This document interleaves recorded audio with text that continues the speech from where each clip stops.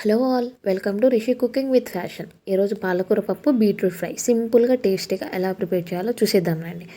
నేను ఇక్కడ ఒక గ్లాస్ కందిపప్పు అయితే తీసుకున్నానండి. బాగా కడిగేసి పెట్టుకొని ప్రెషర్ కుక్కర్లో వేసేసాను. ఆ తర్వాత తీసుకున్న కప్పుతోనే 3 గ్లాసుల వాటర్ కూడా యాడ్ చేసేసాను. ఇప్పుడు ముందుగా కట్ చేసి పెట్టుకున్న టమాటాలను కూడా ఇందులో వేసేసి పాలాకును కూడా ముందుగా క్లీన్ చేసుకోవాలండి. ఎందుకంటే దీనికి మట్టి అనేది ఉంటుంది. సో వాటర్లో బాగా 2 టైమ్స్ క్లీన్ చేసి పెట్టుకున్న పాలాకును కూడా ఇందులో వేసేసి రుచికి సరిపడ పచ్చిమిర్చి, కొద్దిగా చింతపండు, 1 టేబుల్ స్పూన్ పసుపు, 1 స్పూన్ ఆయిల్ కూడా వేసేసి బాగా కలిపేసి మూత పెట్టేయాలి. నేనైతే ఇక్కడ 5 విజిల్స్ వచ్చేంత వరకు పెట్టానండి. ఎందుకంటే కందిపప్పును ముందుగా నానబెట్టలేదు కాబట్టి. సో 5 విజిల్స్ తర్వాత ఓపెన్ చేసి చూస్తే బాగా ఉడికిపోయింది. ఇప్పుడు పప్పు గుత్తితో బాగా మ్యాష్ చేసేసుకోవడమే. మ్యాష్ చేసుకున్న తర్వాత ఫైనల్గా రుచికి సరిపడ సాల్ట్ కూడా వేసేసుకొని ఇంకోసారి బాగా మిక్స్ చేసుకోవాలి. ఇప్పుడు ఫైనల్ ఫినిష్ అంతా పోపు పెట్టుకోవడమే అండి.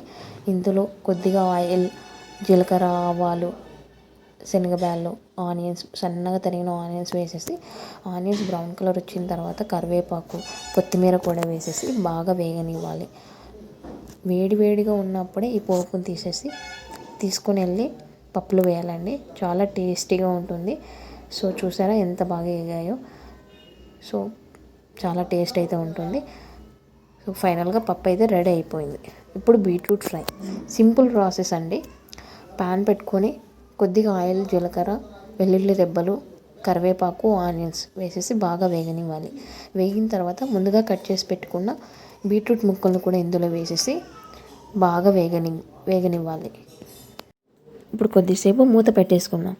ఆ తర్వాత మూత తీసేసి కొద్దిగా వాటర్, రుచికి సరిపడ సాల్ట్, 1 స్పూన్ పసుపు కూడా వేసేసి బాగా కలుపుకొని సిమ్ని లో ఫ్లేమ్లో పెట్టుకొని కొద్దిసేపు బాగా వేగనివ్వాలి. ఇంతలోపు మనము తెల్లవాయి పొడి చేసేసుకుందామండి. వీటికి కావాల్సిన పదార్థాలు తెల్లవాయలు, రుచికి సరిపడా ఉప్పు, మిర్చి పొడి, కొబ్బరి పొడి. సో వీటన్నిటిని వేసేసి మిక్సీ కొట్టేసుకొని పక్కన పెట్టేసుకోవాలండి. ఇప్పుడు బీట్రూట్ అనేటివి బాగా వేగిన తర్వాత ఒక 2 టేబుల్ స్పూన్ ముందుగా ప్రిపేర్ చేసుకున్న వెల్లుల్లి కారం పొడి కూడా వేసేసుకొని కొద్దిగా కొత్తిమీర కూడా యాడ్ చేసేసుకొని బాగా కలుపుకోవాలి. ఫైనల్గా పప్పుల పొడి 1 స్పూన్ వేసేసుకొని దించేసుకుంటే చాలా టేస్ట్ అయితే ఉంటుందండి. తినని వాళ్ళు కూడా చాలా బాగా తినేస్తారు. సో మీరు కూడా ట్రై చేయండి. ఎలా ఉందో కమెంట్ చేయండి. ఇప్పుడు మనకు కావాల్సిన బీట్రూట్ ఫ్రై అయితే రెడీ అయిపోయిందండి. వీటి వల్ల ఐరన్ కూడా చాలా ఇంప్రూవ్ అవుతుంది. ఖచ్చితంగా ట్రై చేయండి. తినని వాళ్ళు కూడా చాలా బాగా ఇష్టంగా తినేస్తారండి. ఇప్పుడు వేడివేడి అన్నంలోకి పప్పు బీట్రూట్ ఫ్రై కలుపుకొని తింటే ఆహా అనాల్సిందే అండి. చాలా టేస్టీగా ఉంటుంది. సో కంపల్సరీ ట్రై చేయండి. ఎలా ఉందో కమెంట్ చేయండి. వీడియో నచ్చినట్టయితే please like, share and comment. Thank you for watching.